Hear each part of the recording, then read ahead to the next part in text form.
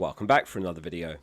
Last game week showed a lot of promise, but blanks from Palmer, Saka, Haaland and many others ultimately limited us to lower scores. 56 points all out for me, which is a very small green arrow, up about 3,000 places to 153k.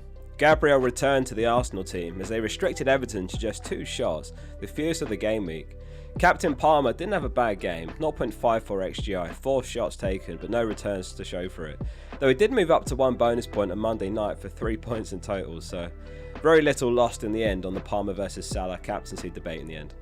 My transfers in were Colwill and Isak. A brutal 90th minute clean sheet wipeout for Colwill for a 2-pointer. But Isak finally broke the curse of the most transferred in player. He did very well with a goal and assist, a couple of bonus points as well. Got incredibly lucky with Porro, who was benched and he came on for a Dogi just before 30 minutes, which meant he just barely played the 60 minutes required for clean sheet points. A couple of sack-ins last game week as Wolves parted with O'Neill and Southampton with Martin.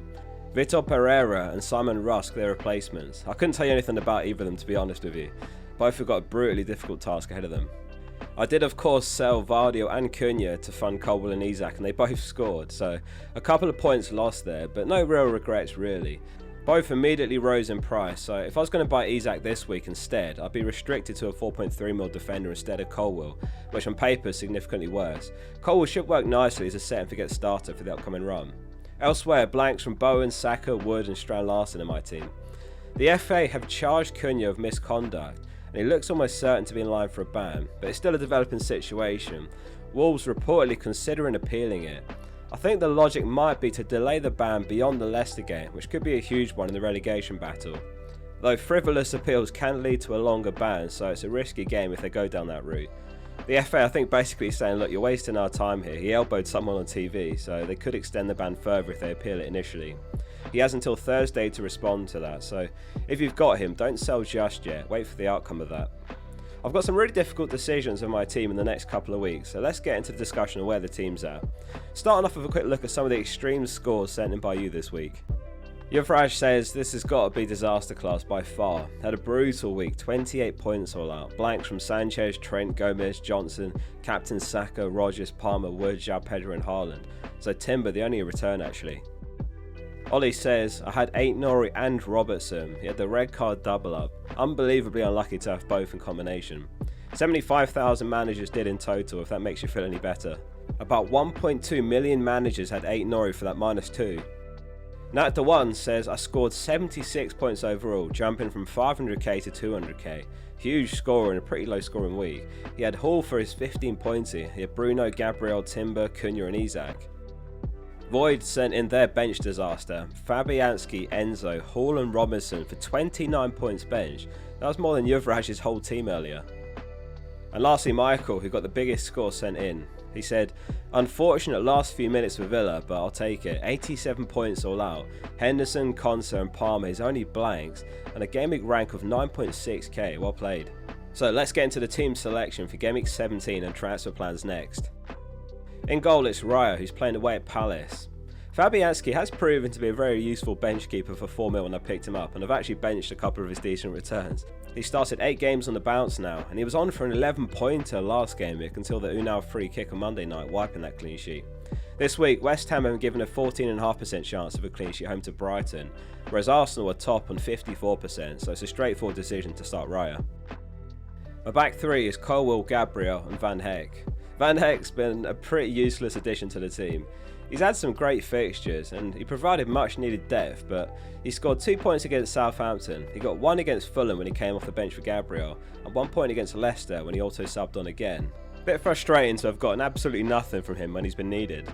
No reward for adding the depth there. This week it's the toughest of the games in that run really as well, so it could be another 1 or 2 pointer away at West Ham. It's too much of a luxury transfer to sell him this week, as I'm eyeing up a Liverpool defender from Gameweek 18, so I'll just ride it out.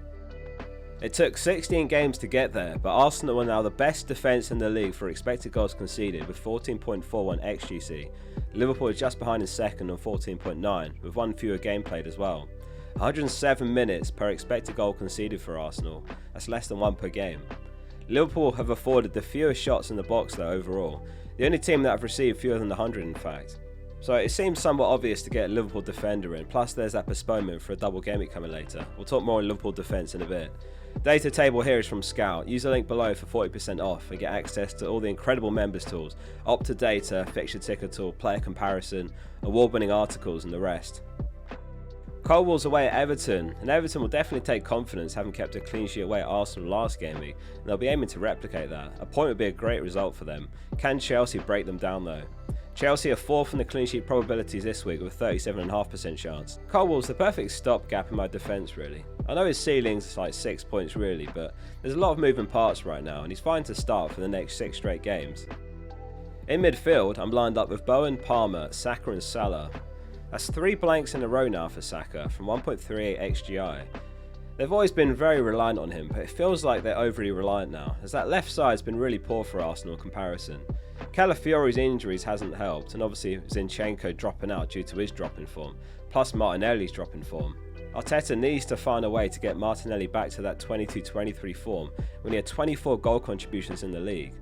Dyche recognised this, and Mykolenko was persistently playing very tight to Saka to stunt the attack. The fixtures are just too good to consider selling him personally. Perhaps you can make the case of Bruno in the new year from Gameweek 21 when they've got Southampton home, Brighton home, Fulham away, Palace home.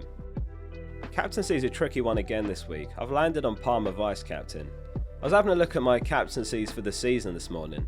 I'm not sponsored by them or anything, but Premier Fantasy Tools have got a captaincy analyzer tool. I was looking at mine earlier and I've had a 69% hit rate with mine, 288 points coming from captains. Looking back with hindsight, I think I was a bit too slow to react to City and Haaland's drop off seemingly. 11 captaincy successes for me and 5 failures. I'll link the tool below if you want to have a look at yours anyway. Anyway, back to the captaincy debate. We're going with Salah captain. Got away with one last game really, as he could have done a lot more had Robertson not been sent off in the first half. Spurs aren't a team that sit deep and absorb the pressure. Postecoglou is very set in his style of play, and it could be a really open game.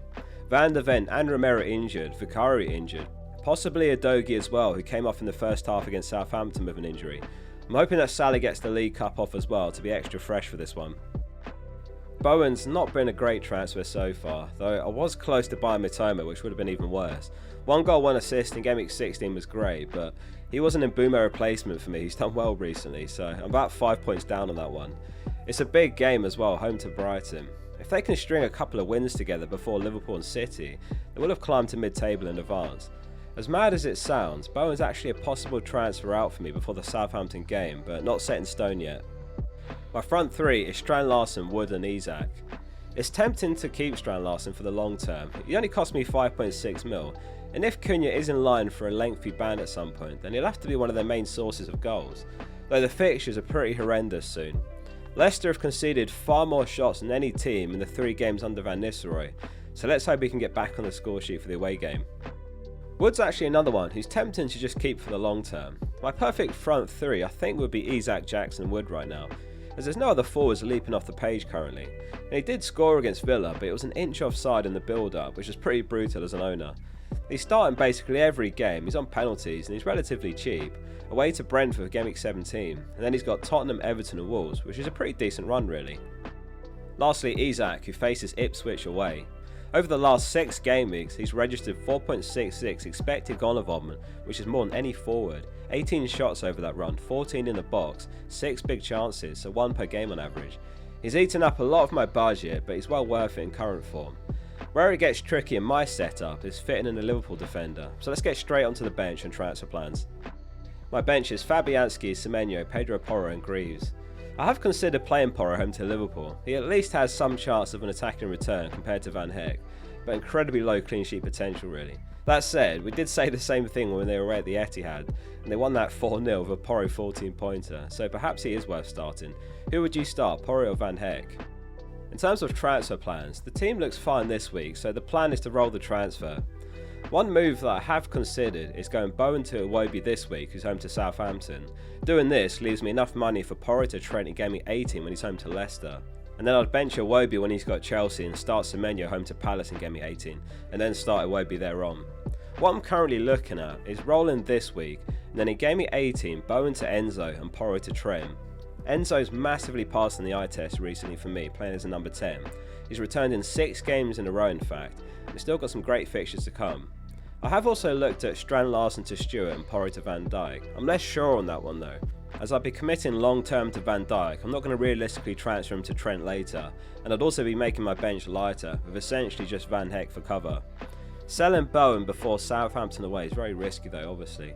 I could just roll again and play him for that Southampton game, though it would mean playing Porro away at Forest. So which does better basically?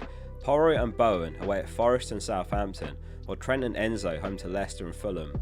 One thing I'd also need to weigh up is whether Slot might rotate a couple of players for that Leicester game. On paper he should be able to. They should be able to see the game out of Gomez and right back, for example, with Quansah centre back. Tsimikas is back in training as well though, so perhaps Robertson gets rotated instead, or maybe even both fullbacks. Either way, rolling is the current plan, and I'll assess it further next week. Hit subscribe for next week's team selection video as well, with more FPL content to come before the next deadline.